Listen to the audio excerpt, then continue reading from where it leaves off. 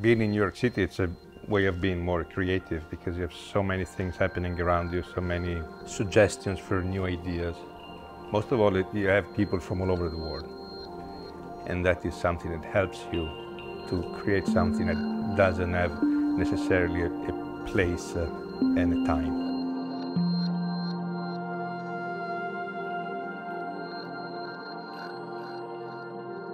For us, it's much more interesting to do something that doesn't have anything very flashy or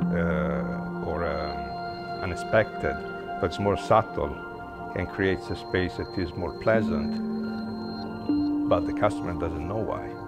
So there are certain elements of design, certain tricks of design that could move people through a space, that could move people in a direction or in another direction.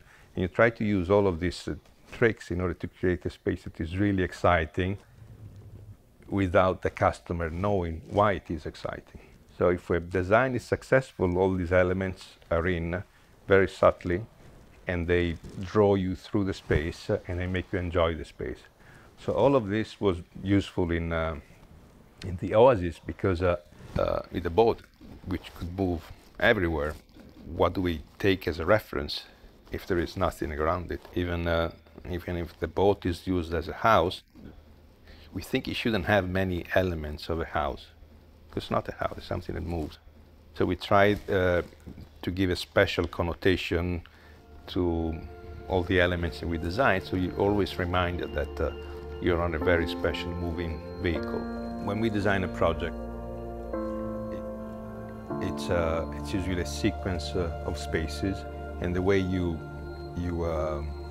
enjoy it is to going through the spaces by walking through it and moving from one area to the other.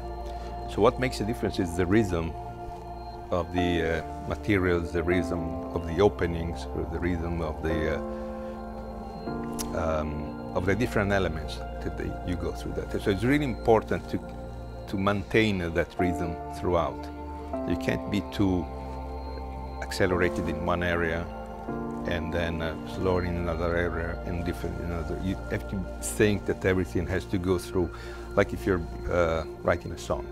When we think of the, for example, of the general arrangement of the Oasis, the way you enter the boat, the way you walk through the boat, the way you walk through the salon, the way you go toward the master cabin, has to be organic and move in a seamless way.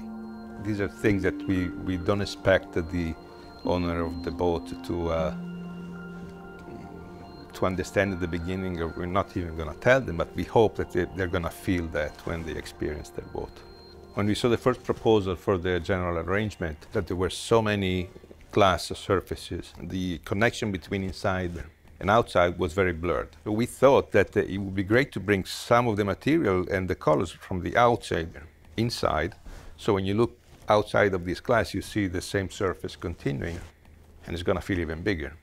As the exterior is mostly white or a light color, we thought to bring in that color, and that is present in the ceilings that are wrapped in leather, and some of the wall panelings that are covered in a high gloss lacquer finish.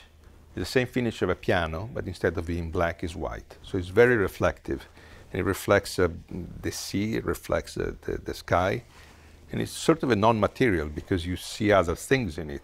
So you really have the feeling visually that your boat is much bigger. So we think it would be nicer to come in and see a very comfortable sofa and a bar.